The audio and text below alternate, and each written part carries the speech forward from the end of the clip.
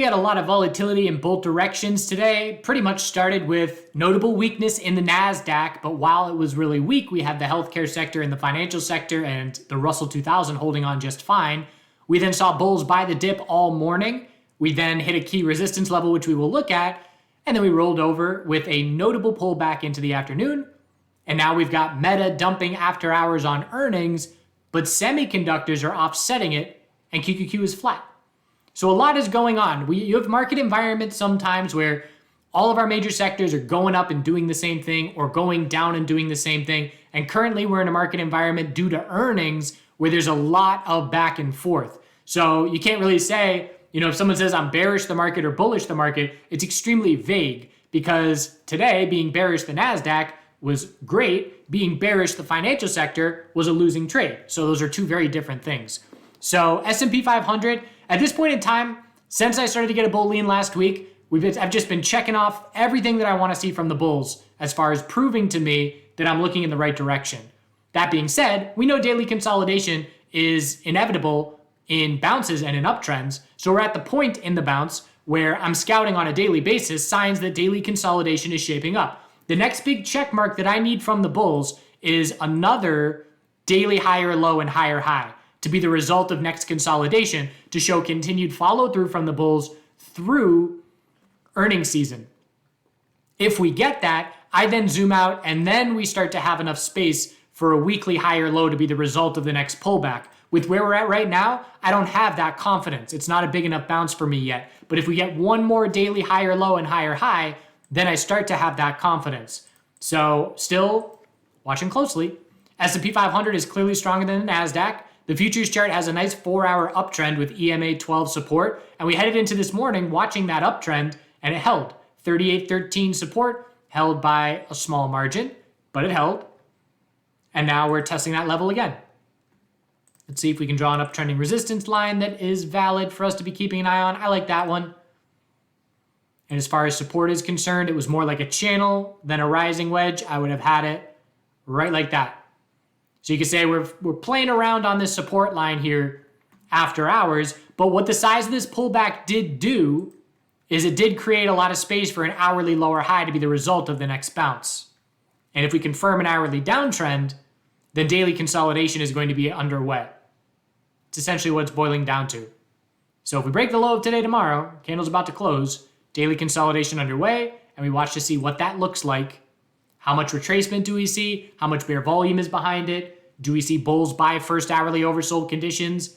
These are all questions that we're going to look to have answered. The NASDAQ is already starting daily consolidation, and we had a nice top here where we rejected from this left neckline of resistance, and that's where we rolled over. If you look at QQQ, so let's go over a little trade review.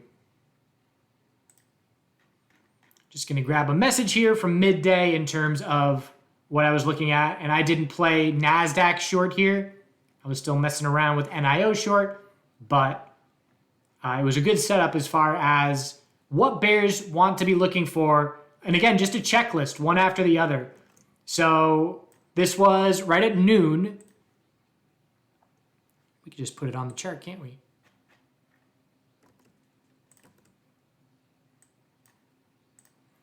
Thanks for your patience. So, at noon, QQQ initial rejection from high of yesterday. Bears need to confirm a 5-minute downtrend from here, watching for signs of hourly consolidation on names where hourly lower highs are most likely. There were a bunch of names, Amazon, Meta, Google, Microsoft, that all had hourly lower highs as the most likely scenario. So I started the morning by saying, patient bears want to see bulls bounce all morning. Give us a clear 5-minute trend to be our guide.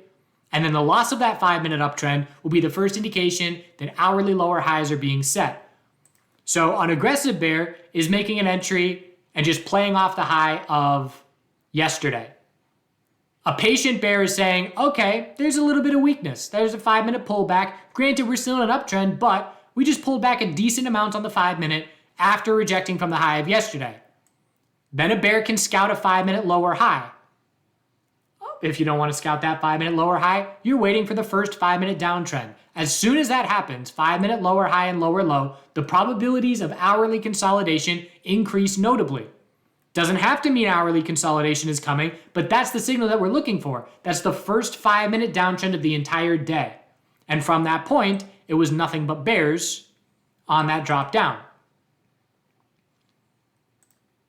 And so a name like the NASDAQ here has a whole bunch of space for an hourly lower high. Again, as I mentioned recently, the persistence of the bulls has been impressive over the last week. And even today, I mean, it was all dip buying after Microsoft and Google had bearish earnings. Right now, we're flat after hours, even though Meta is dumping, as I mentioned. So here's Meta, really weak. Meta's down to 114, which means we are going back in time. Or about 6 years ago is where we were trading here. So obviously, one of the biggest casualties, one of the biggest major casualties of this bear market has been Meta, without a doubt. I mean, we're down now, what, 65% more from the high? It's a lot. But somebody's offsetting it, and I do believe it's the semiconductors. You look at NVDA. Oh yeah, there it goes. That's a big one. So yeah, that's what's going on here. I don't know why semiconductors up. I forget who's reporting that's related to the sector, but semiconductor strength is offsetting Meta weakness for QQQ to be flat after hours. The dollar is doing exactly what bears want to see. Dollar bears, and exactly what broader market and crypto and stock bulls want to see.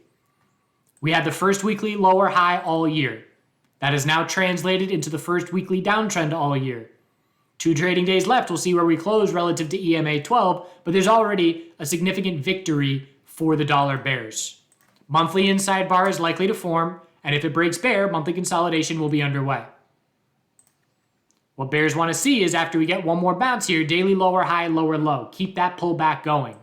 4 hour is very due for a bounce. That's another reason I'm looking for daily consolidation. A dollar 4 hour oversold bounce is inevitable in the short term here. And so if we get that, that can coincide with markets, I should say stocks, seeing daily consolidation. NIO, no daily lower high set yet. My last 2 days have been trading NIO bearish, looking for daily consolidation, anticipating a sizable pullback when we do top out. Pretty much a couple break evens yesterday, tiny losses. Today I had a pretty solid win. This double top here, this is how I took advantage of that NASDAQ double top. I was away from the computer, but grabbed a top fishing play before leaving. And even this play, I mean, I was just flipping. You know, I grab a position, I exit half into the pullback, just in case the bulls keep control, and they just keep keeping control. I then played the bounce.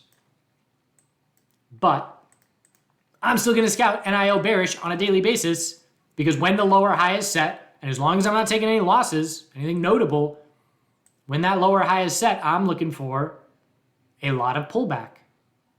Again, even a quick little daily pullback from that size of the bounce is a 10% pullback. Tesla, 230 broke, but it's a double top. We didn't break it by anything more than $1.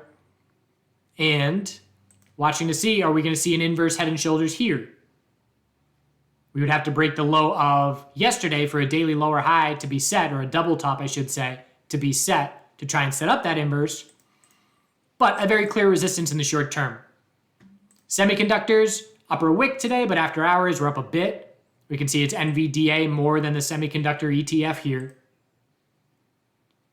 So still in an hourly uptrend technically. It's a bit wonky because it's lost clarity, but we held the low of the day, so we would have to confirm an hourly downtrend to have confidence that daily consolidation is going to be shaping up. And even the daily bounce has been a bit wonky as well. So 2-day time frame, a little bit more clarity for me on SMH.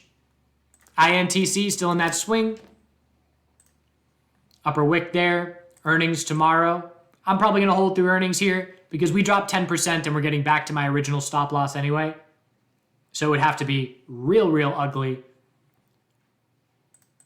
But I'm going to give it a shot. Healthcare is easily our lead bull sector out of our major sectors. Energy is stronger, but energy has less of an impact on the S&P 500 than the healthcare sector does. So massive move up for a lot of space for a daily high or low. And as far as resistance, 133.94, if we break that level, we're in a monthly uptrend. That would be a monthly lower high, higher low, higher high if we break that level. And again, there's some of these longer term charts where it's just like, how I can't be bearish that chart. I can be aware it's extended, I can be cautious, but I can't be bearish. And even SPY, I posted this on Twitter, like I'm not looking bearish on a chart that looks like that. This is the 4-month time frame for SPY. Maybe we set a 4-month lower high, but anyways. Financial sector.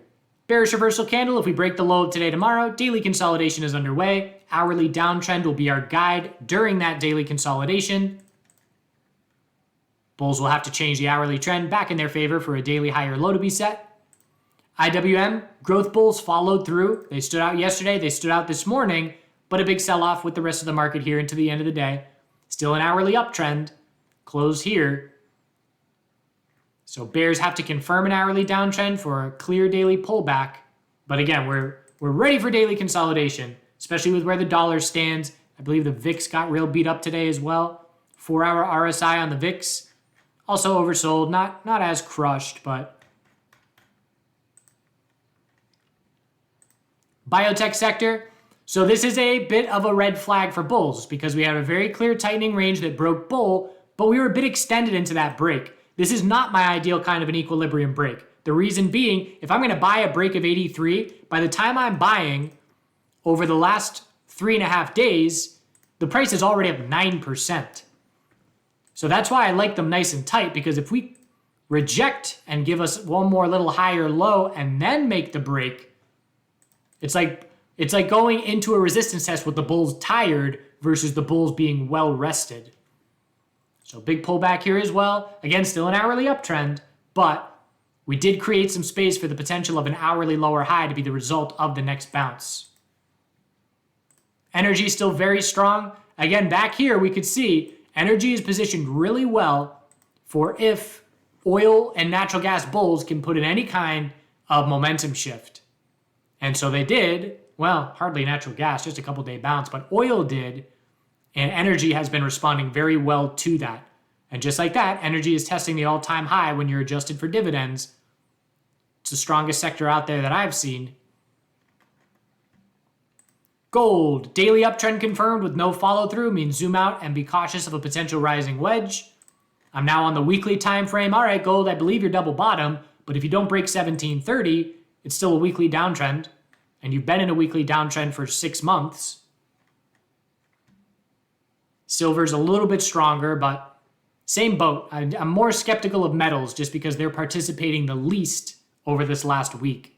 Maybe they end up being laggards. That could be the case, but I'm not confident enough in the market as a whole to be looking for laggards right now. Oil daily uptrend confirmed on the inventory report, which means our weekly higher low is set, which means we're one step closer to the potential of the inverse head and shoulders. If that confirms, I have to imagine the energy sector is going to hit all-time highs. In natural gas, big drop into 12-hour consolidation. Hourly RSI got right close to oversold, and that's marking our 12-hour higher low attempt. Good sign for the bulls. Nice dip buying. Quick little 8% bounce or so. And trying to keep this daily move going. We'll see if we can confirm the 12-hour uptrend to the bulls. MARA, the other swing position I'm in, big pullback from the high. So again, I know daily consolidation is inevitable here. My position size is just small enough and I'm looking bigger picture enough on this that I just let it play out because I need to practice doing that because I micromanage too much because I'm a day trader always staring at the screen every day. So I have to sit through daily consolidation to train myself. But I played the bounce here as well. QQQ was absolutely crushed on the 5-minute and we got down to the teens here. So I made a couple entries in the 1390s. Played a little meta bounce here after hours for break even. Hitting fresh lows. Got a whole bunch of orders to go through. But I played MARA.